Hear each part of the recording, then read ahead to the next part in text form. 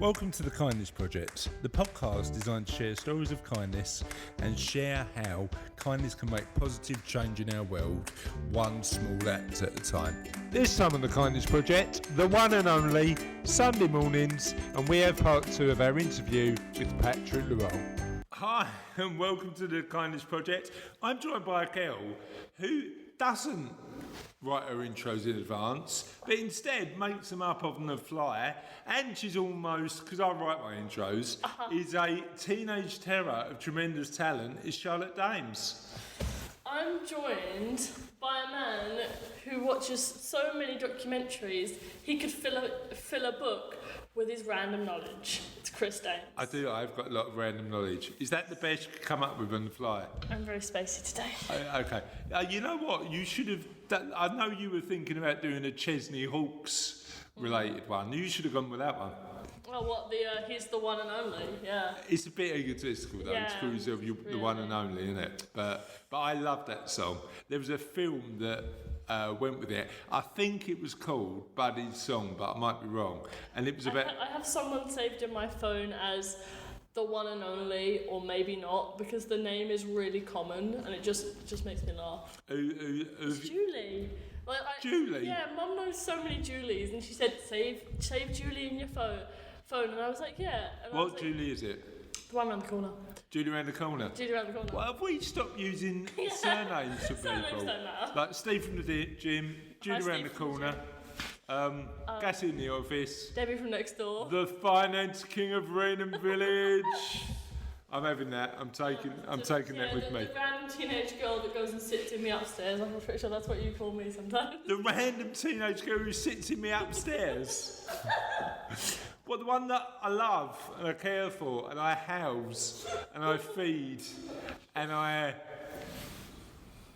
worry about and I love. Worry about. Instead of that girl who just sits in me upstairs. What does me upstairs mean? I have no idea. I've never heard the upper floor of a house just called me upstairs.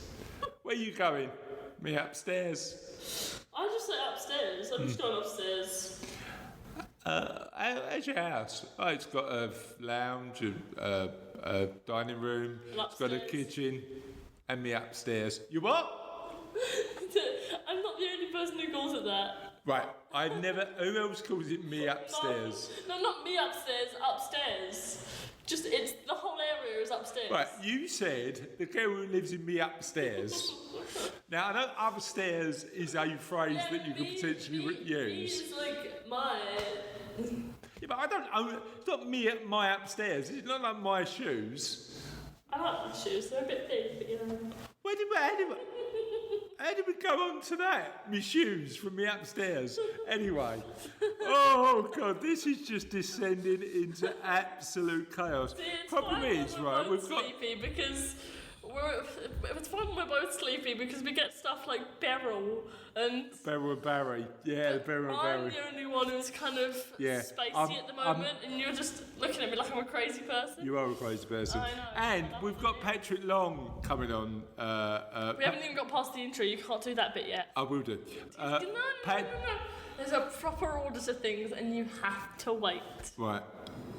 Do the question. Sorry, who's spacing now? Do the question. The question is, do you call the top floor of your house No, you can't me ask upstairs? A yes or no question. The question... It's a closed question. You can't ask a closed question. Yes, I can. I can do a Twitter poll on it, can't I? No, you can't ask a closed question. You won't get enough answers. All right. So, for the question this week... It's an open question, right? I'm feeling easy. It's an open question. I'm feeling easy like Sunday morning. What's your ideal Sunday morning is the question of the podcast. Is it spending the time in me upstairs? I spend all my time in the upstairs. I would like to be productive on Sunday mornings, but I'm just not. So you'd like, or like it's not in your control? I'd like to be productive on Sunday morning, but me upstairs tells me that... See, I'd say, if you said to me upstairs, I'd immediately assume that you were talking about your brain, like the voice inside your head. I'd like to be productive on Sunday mornings, but me upstairs says no. No, it's not. I'd like to be productive on Sunday mornings, but my eyes kind of don't want to open, and I can't look at the keyboard if I can't see. But Yeah. well, you go blind on a Sunday morning, do you? Is that what you're saying? No, my eyes. I'm blind. No, my eyes gonna droop shut because I'm But so it'd be interesting. Is it an active Sunday morning that you'd like, listeners? Is it a relaxing Sunday morning? Is it in bed with the papers? What would you have for breakfast? We want to know the details of your ideal Sunday morning. I think I might have a couple of ideal Sunday mornings by the time this goes out, because we're going to be on a beach. Are we? Or we might be 1 week away. But we will be in a few Sundays. I'm more than 1 week away. So I get done with school this week, no, next Wednesday, and then 3 days after that, which Flying to Cyprus. No. 3 days after that, and then 3 days after that, so that's 6 days. I should just, 6 days after I get out of school, we're gone. Oh. Sitting on the beach. So that sounds like an ideal Sunday morning. Like getting up. Oh, beaches are awful. No, getting up, chilling by the pool, hot weather, good book, nice bit of brekkie, swim, reading a book and relaxing. Sounds like quite a good Sunday morning. Yeah, but not the beach. Not the beach. The sand would stick to you. Okay, so would you have the sun? Right, I want you to think about this very carefully. When you're thinking about it, I want you to use me upstairs, right? Okay. That's me upstairs. You're upstairs, your brain, and right. Let's see what components you'd include. Think about this very carefully, using me upstairs, right? Would you have the sun? Not at full power, no. What do you mean full power? No, I'm not talking about going on holiday on the sun. What's full power? I'd like it to be lukewarm. Right, okay. What temperature? Lukewarm. Oh, so you just want to sit in the back garden in October, would you? No. No, I said use me upstairs. Don't use your downstairs for thinking, Charlotte. Why am I using my feet? Right. So, right. Your ideal Sunday morning starts off lukewarm. What are you having for breakfast in this lukewarm environment? Marmite on toast. Ma! Is your marmite on toast lukewarm? No, it's toasty. It's toasty. So you wouldn't have a toasty climate. I'd have a toasty toast. You'd have a lukewarm climate and toasty toast. Why not having toasty weather and toasty toast? I don't like toasty weather. It makes me sticky and uncomfortable. Okay, so we're in lukewarm weather. And what is your upstairs or your downstairs telling you about the drink you're going to have on Sunday morning? I'm not. All right, you're not having a drink at all. So you're going to suffer from dehydration in lukewarm weather, eating toasty toast. Fine. What are you reading? Something new. Something new. The back of the Marmite packet, something like that. No, I'm not. I've read that loads of times. Oh, right, okay, something new. Have you read it in Greek though? No. That would be something Latin, new. because I can't read Latin. Right, so you'd read a Latin Marmite jar. I don't know where we're going to get one of them from. Who are you surrounded by for your ideal Sunday? No one. On your own. I'm just Right. chilling out.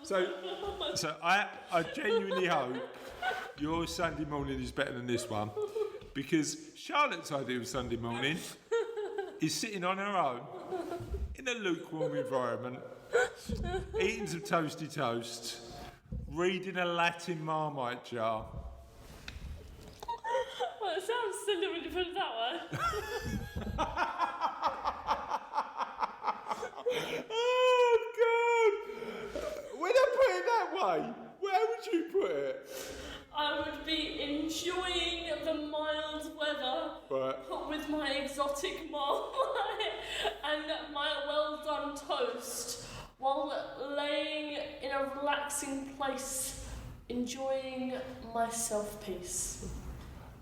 It sounds way better when you did it, not. Anyway, what would your ideal Sunday morning be, listeners? You can get in touch with us at Holokindness on Twitter. You can get in touch with me at Chris Dames, CHRISDAEMS.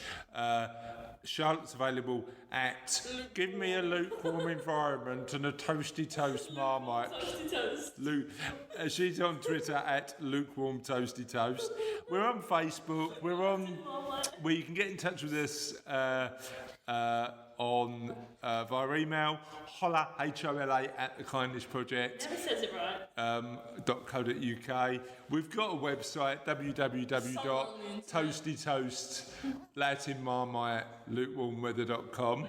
No, actually, www.thekindnessproject.co.uk. And we'd love to know whether, clearly it will be, your ideal Sunday morning is better than lukewarm weather, toasty toast and Latin Marmite. So, after that absolute nonsense, I'd like to introduce, am I doing it at the right time now? It's finally the right time. Okay. Yeah. I'd like to introduce the second part of our interview with Patrick Luong. Yeah. Patrick's an amazing bloke, does loads of charity, and in this part he talks about his motivations, why he does what he does, and answers some of the questions of the podcast. Ooh. And when you talk about that concept of empowerment and entrepreneurship, how does that relate to, so Pump Aid go into a village, what happens next? Well, there's two things we're doing. One is, so from the entrepreneurship one, we're starting with a business-led approach. So we're training, we've now got 60 entrepreneurs who've got small businesses, and they'll go out and dig wells, or they'll maintain a community pump, or they'll go and repair it, or they'll install a pump for a house, or maybe for a small farm. So they've got seasonality out there as well. Yeah. Baking hot sun, but no, it's a dry season that they can't get water to irrigate their crops in the dry season. So Gotcha. really very different concepts we have here. Yeah. They struggle to have enough food on the table, so it's about then, but there's water just 5 or 10 metres below, so be away. So that's kind of, we are doing it from, setting up small businesses from scratch, and it's about both sides. So again, the skill sets, giving them the tools, giving them marketing skills, how you actually go about finding business, and then telling the people who've got choices. So don't wait for an agency to come and install a general pump that you have to share, and it might break down, you might have to then go to unimproved water again, or go to your next village.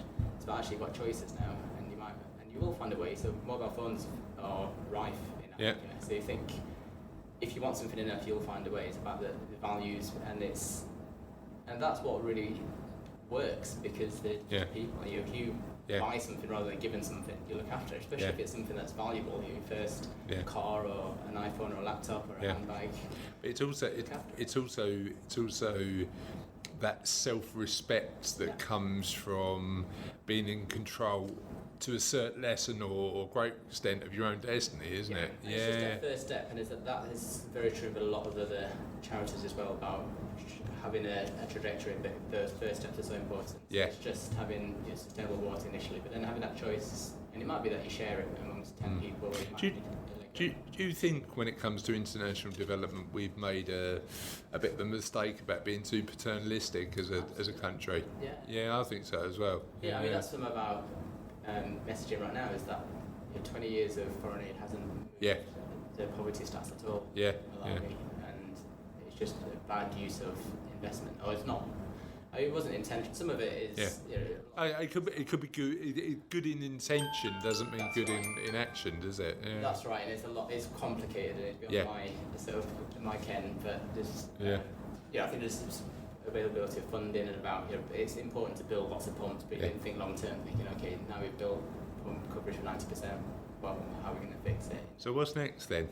Is it Malawi and then the rest of Africa and then the world? It's going to take time. So we've kind of doing 2 districts and a couple of counties, and then we're going to try and slowly expand across. Is what we're trying and how many pumps and or how many entrepreneurs have you got targets to Yeah, it's different. So we're almost becoming more very business-like. Actually, we've got cash flows and business plans, which is interesting alongside the charitable side as well. So we've still got the charitable brand as well, where we're giving training, and we're also helping the preschools as well. So again, back to the early years development, we're building water pumps and improving nutrition for under fives as well, and making sure that people understand the importance of hygiene and hand washing before eating, for example. Yeah. Really basic things that you just don't know.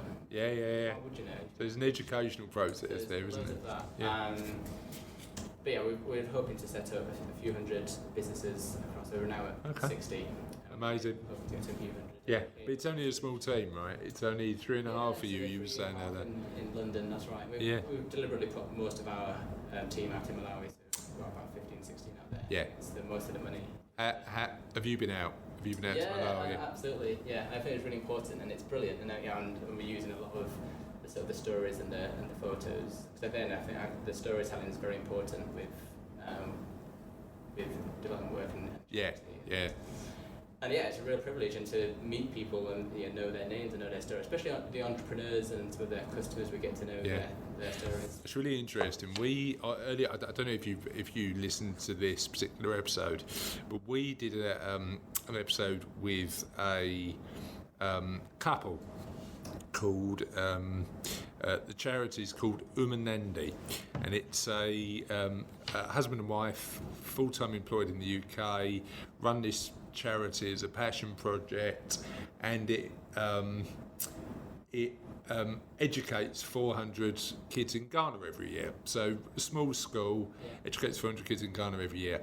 And we were talking about how amazing that is.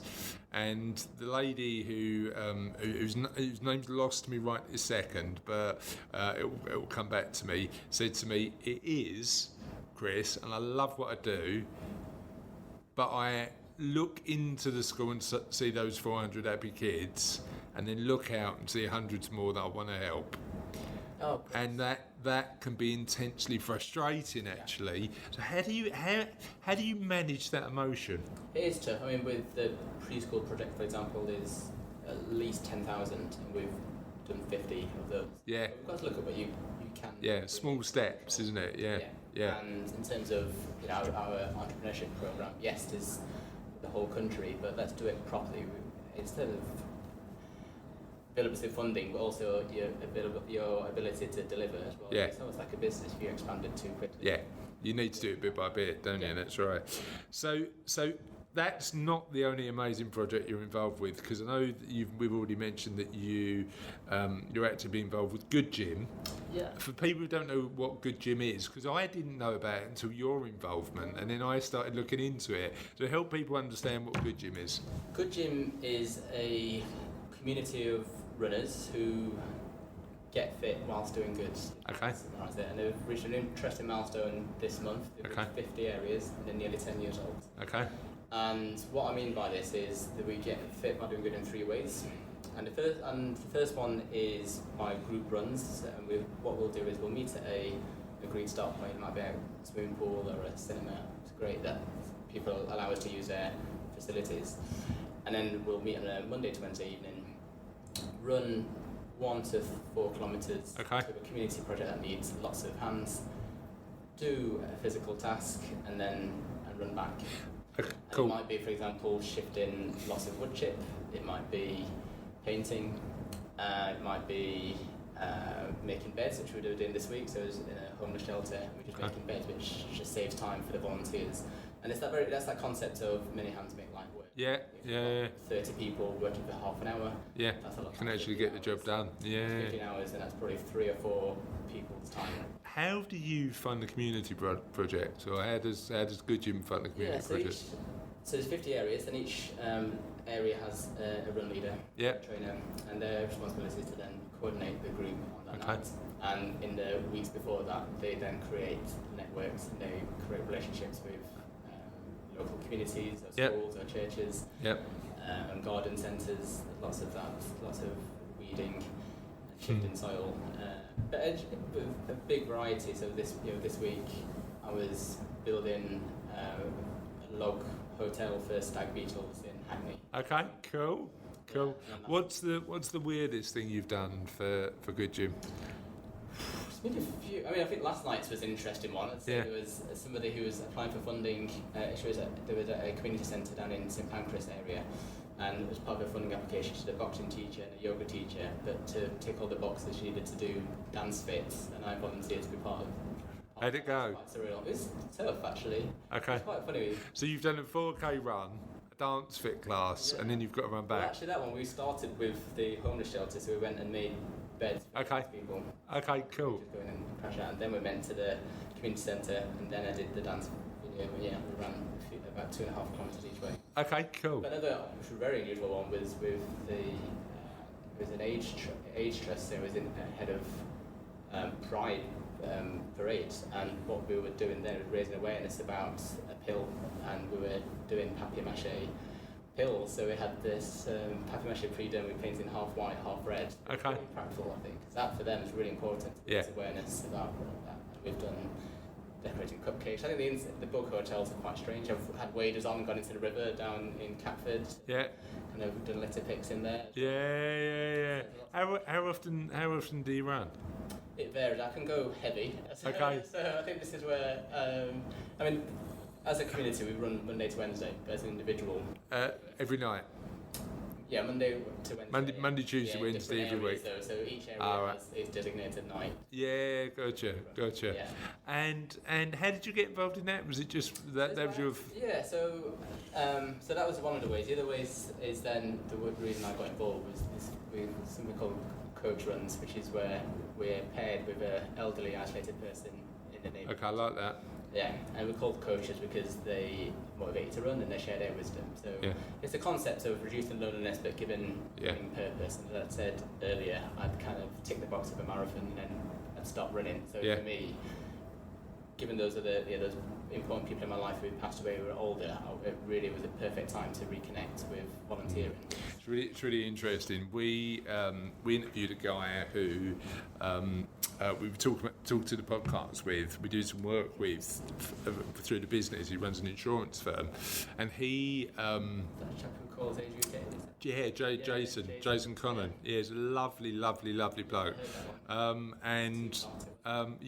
He had a pal up in Liverpool, and he said to me, she started off as me helping her, and now she's just my friend because we talk about the Beatles and stuff like that, and that companionship benefits not only that individual, it benefits you as well, right? Volunteering, it's not a one-way thing at all. Yeah.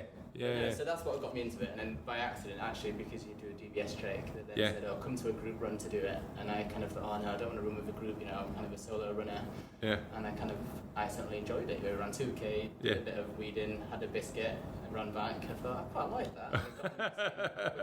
And then the third way is where we do one-off missions for older isolated people to help them be safer. So very simple. It can be these light bulb, it can be changing a light bulb. You think if you're over 70 or over 80, you don't want to be getting up on a chair or on a ladder to do that. So really simple, but very frustrating, and you've got no one to turn to. Yeah, gotcha. I'm going to take a handrail down, for example. Yeah. Do things like moving beds for people coming out of hospital as well. Yeah. So there's lots of one-off practical tasks. And I think the whole concept is that there's a lot of good that needs to be done in the world, rather than going to a conventional gym and run a treadmill to nowhere, or shift kettlebells that don't need to be lifted. Actually run to an older isolated person. Help somebody. And shift some soil. I like that. I really like that. So it really works that, and I got involved in a big way. Yeah, and what regions is that in? I know you mentioned there's 50. London. We've probably more than half the boroughs in London, but we've just launched Coventry and Solihull last week to add to Birmingham. We're international, I guess. I don't know whether Cardiff is doing really well. As far enough as Newcastle. Yeah. And we've got some coastal ones, we've got Brighton. And you're involved in Park Run as well? Yeah, so Park Run's a really good one as well, and that's an interesting one about where the running fits in. And it's gone from Tonight is huge. Are you involved with? I've done a couple. So I did my marathon and then stopped running. Yeah. Got Paris out of the way, and I'm going back now. So I've got a 10k coming up, and I've got a half marathon coming up at the end of the year, and I think I've got to do London. I've done Paris. Well, the ballot's coming up, so I'm going to enter the ballot, see how I get on, and if not, probably have a charity place as well. well, I'm probably going to do that. Yeah. Probably going to do that. So I've got a skydive on Saturday. First time I've ever done that, and we've raised about £1,000 for charity. How are you feeling about that? Really super nervous. Are you scared of heights? Not really. It's just I'm not scared of heights. I'm just scared of falling. No,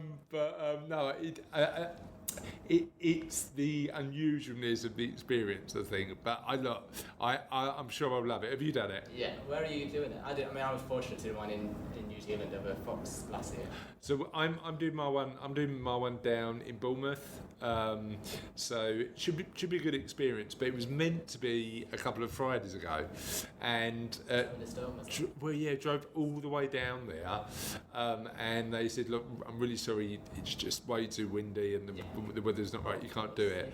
Blown to Folkestone. Well, look, as much as I love the Channel Islands, I'd like to visit Guernsey voluntarily instead of exactly. So that's coming up. So, but I think my next big challenge is London. You could fundraise for it, and you could do it. I reckon I could.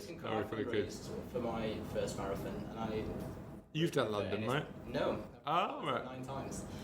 But no, I mean, do fundraise, and good things can happen. So I fundraised for NSPCC for my first marathon, and then I was lucky to get invited down to the Diamond Jubilee concert down in Buckingham Palace. Cool, good stuff. And things come from that. So what runs have you got coming up? Are your running days sort of still? I'm going to go for. I've got a Hackney Half booked in, so I was volunteering last year. Okay. So there's another thing about volunteering, that sometimes you get some perks as well. Yeah. So I volunteered for a good few hours last year, handing out bottles and jelly babies to the runners at about mile 10, and then for that you get a free place. So I'm kind of cashing that in, and I'm going to go. It's a good race. Okay. It's a tough Is it one. Victoria Park? It goes alongside that, yeah. Okay, cool. Moving through it, but it's just changed its plan. But yeah, it's a around flat there. course. Yeah. It goes through the Olympic Park as well, but they've just changed it this year. But it's a good one. It's always been hot. So Yeah. What's been the favourite race you've ever done? Good question. It's still probably my first marathon actually. Okay. It was Brighton. The crowd was so good. I went out way too keen, and I hit the wall very early. Was it hot? It wasn't actually, thankfully, because I know last year's London was, even as a spectator, that was tough, and I felt for them. The sudden heat waves are tough. I've had a few races like that. Yeah. But I think that one, it's not cheap. And I wish I was a crier as well, because at the end of my first marathon, I really wanted to be. Oh, I had a cry at the end of mine. Really? Oh, honestly, I got to the end. I mean, you've probably heard this story, because I think I've told it in the podcast, but I'll tell you anyway. So I did Paris 2 years ago now. So I did Paris. Got a phone call. I was at mile 15, and you're more built for running than me, right? I'm a bit tall and a bit wide, and I'm not a natural runner. So I'm slow. So 5.5 hours has been my quickest marathon, which I'm relaxed about. Doesn't bother me. I did it.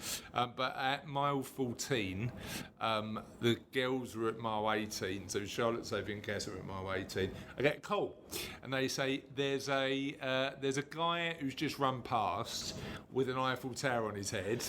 Are you anywhere near? Are you like sort of even within the same? Are you in the same race as this guy with an Eiffel?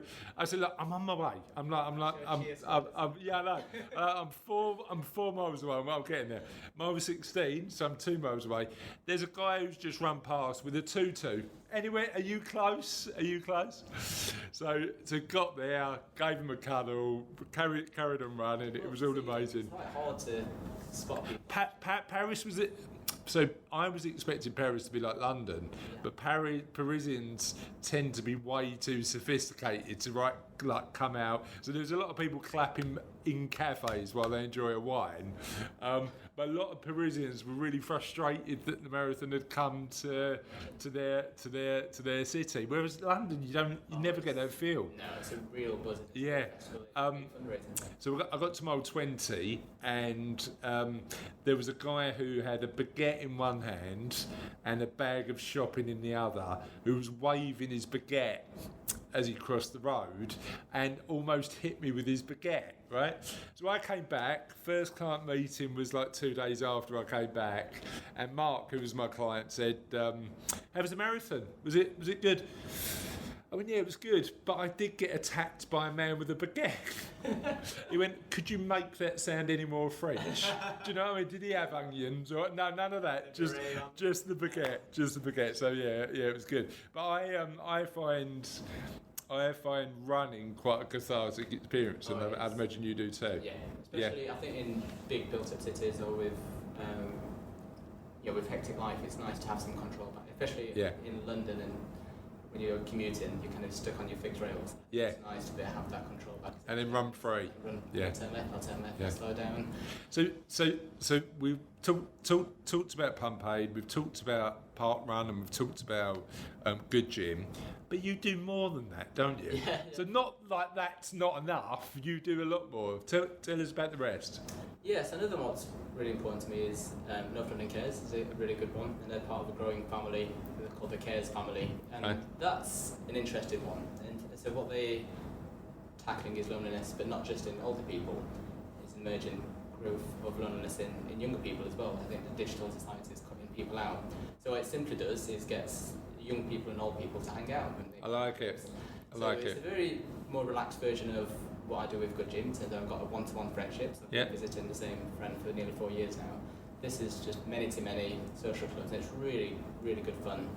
And I mean, you can do one-to-one. They do one-to-one pairings too without the run. Yeah. And I hold people to that. And just, I love what you do with the Good Gym coaches, but I don't like the run. It's like, We've got another opportunity. Yeah. One-to-one friendships without the run. So I've got people there, but the clubs are really good, and you can just have fun. So I know this year they have lots of tea dancers. They have film nights. Yeah.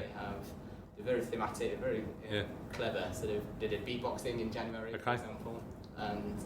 But it's about just connecting people in society, isn't it? Yeah, and it's about connections, intergenerational mixing, but also older people tending to have lived maybe in London or is now Manchester and Liverpool, might have lived in the same area for 30 and 60 years, even more. Yeah. Young people are coming in, very social, but have no depth and no roots. Yeah. The older people have got roots and relationships. People have to people move on. Yeah. And it's just bringing those two together, and it's really powerful. And it's just a lot about fun and friendship. Yeah, love it. And you learn skills. So. Did you ever? It was on Channel 4 quite recently. Did you ever watch the Old People's Home for 4-year-olds? I saw bits of it actually. Yeah, because that is an amazing concept. I think just that connection between young and old, where actually there might be a 70 or 80 year gap, but in terms of the ability for humans to make that connection across generations is amazing. When we looked at it, there might have been grandparents themselves and looked after kids. But it's amazing how comfortable the children were. No, it was brilliant. Yeah, so that's really good, and it was another one of my kind of swan songs of financial planning was getting involved with that. You care about older people. How do you fund time? I suppose we've all got the same amount of time. We've got 24 hours in a day. It's about what you prioritise. And for me, it's really important to. I learn things. I meet people, have fun, and enjoy it. That's what I want to be known for. Back to that story from. Talk to me about the impact it has on your mental health. Really positive. I mean, there's a lot of studies about volunteering in terms of and kindness generally, about it having a sense of purpose. It builds a lot of resilience as well. So I mean, we've talked about this offline, but separately I've kind of had some tough times with health, and I think it's easy to get quite down about it, but actually you can focus on what you can still do.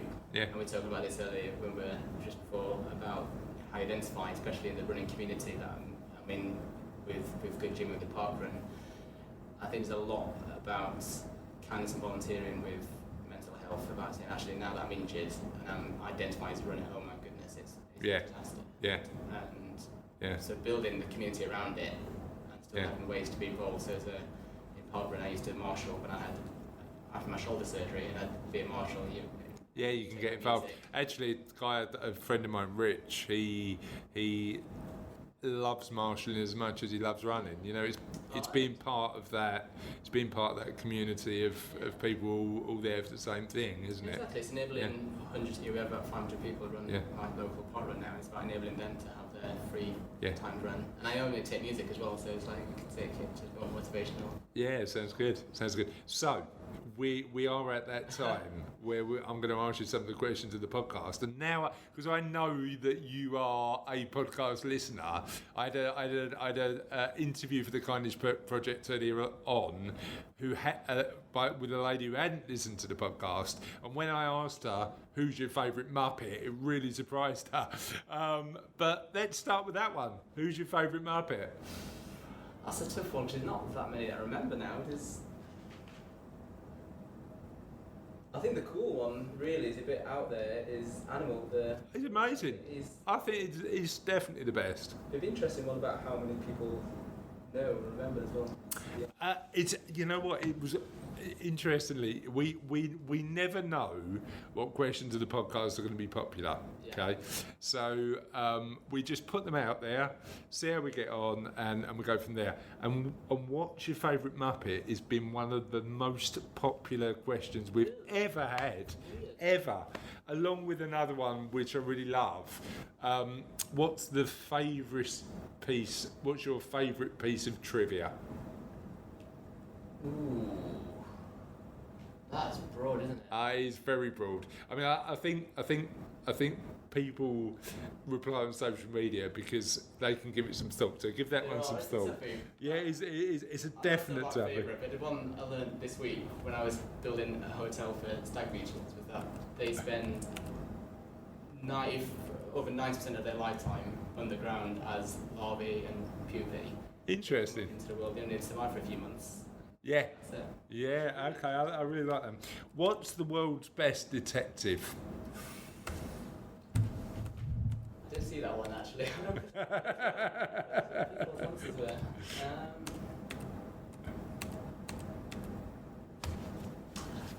Maybe Austin Powers, bizarrely. Austin Powers, yeah. Because I use his name a few times because of my link with my background being Vietnamese. My parents left Vietnam in the 70s, and their language and cultures, I've got no modern slang or no modern phrases. Gotcha. Some of the words I use in Vietnamese are very old-fashioned, so when I explain that to my friends, they're like, I'm kind of maybe like Austin Powers. I like that. Unusual 70s expressions in Vietnam. I think you like this one. If someone gave you £1 million and you could use it for kindness, what would you do? I'd probably allocate it to a lot of smaller grassroots, smaller startups. I think that are really specific in their focus. Yeah. Like the Good Gym and the cares, which have got a very clear purpose. Yeah. So quite niche, quite focused. Yeah. Where you could potentially see the impact a lot more than a larger charity. Okay, well that makes sense to me. The next one I'm going to ask you is, if you could do any job, anytime, just for a day, assuming that you had all the qualifications and skills to do the job, what would you try? Ideally, I'd say I'd be a world leader, but right now it's not a good It depends on what country, I suppose. I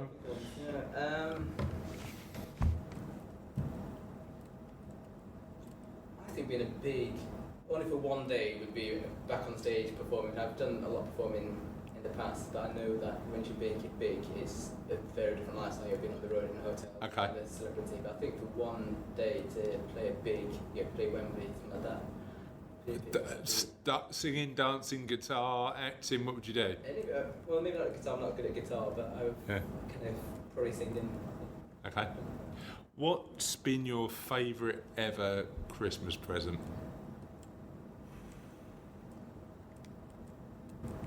That's a good, I think. It's an interesting insight into concept of stuff, isn't it? How many you remember, actually.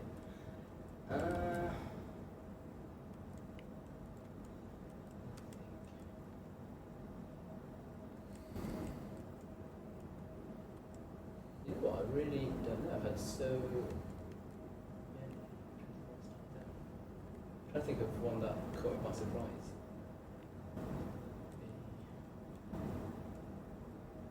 Bizarrely, but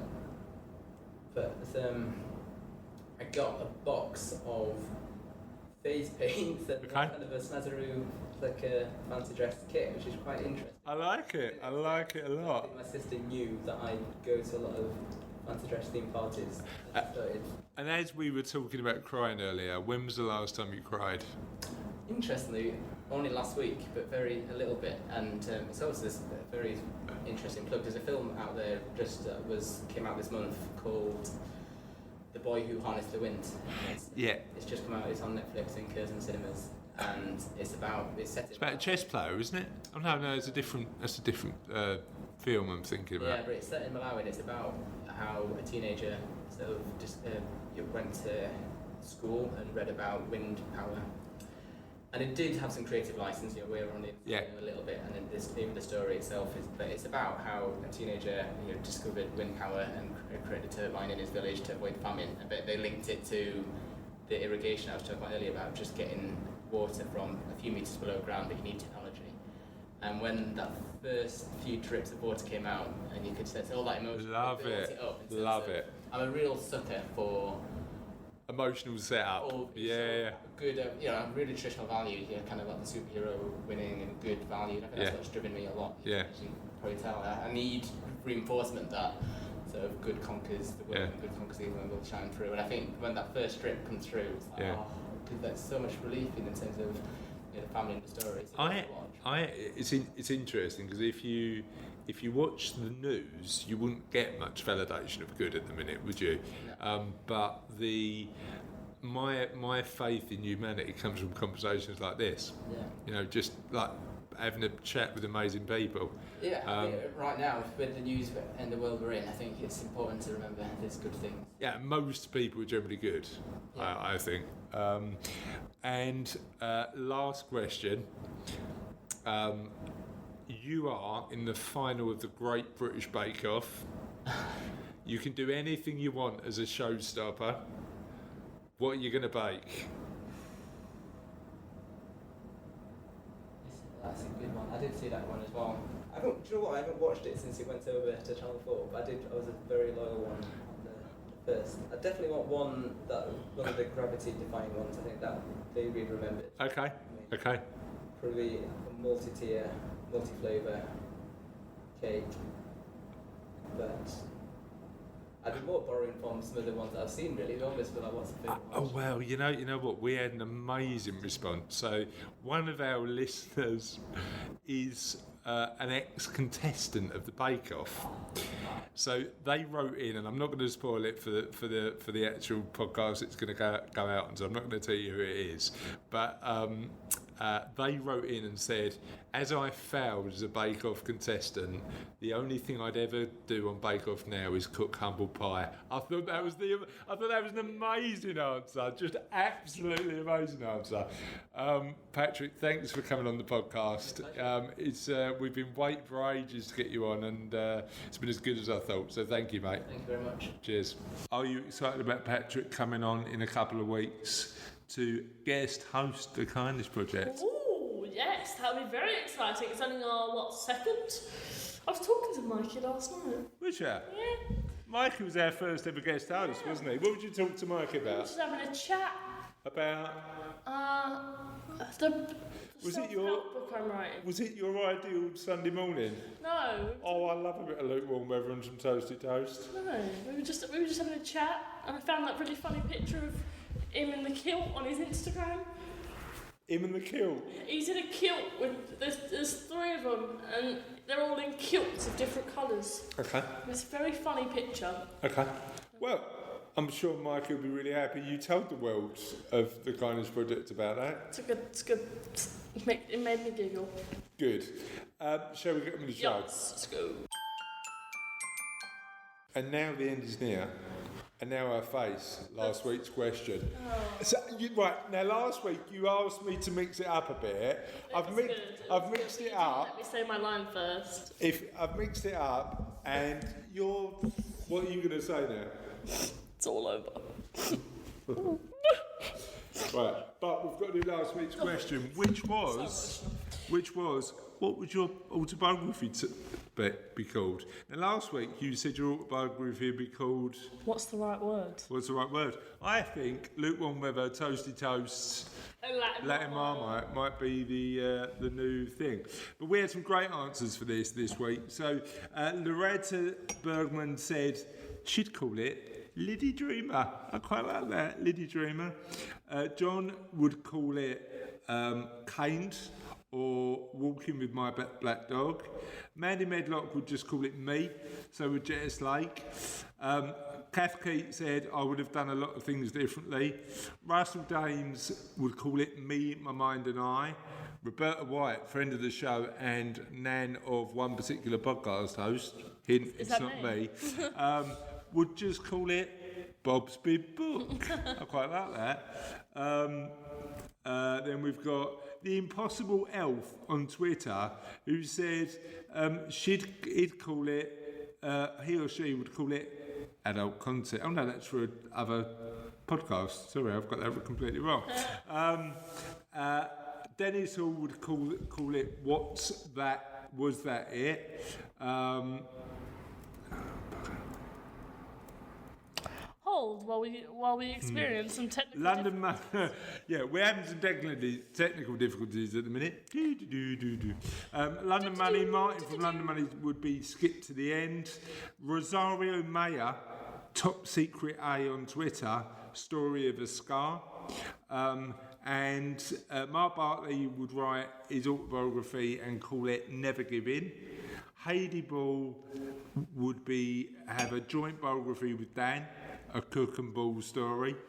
And Justin Gaffney would call his Fallen Angel. Isn't that a bit narcissistic? Maybe so. And on that note, we'll see you next week.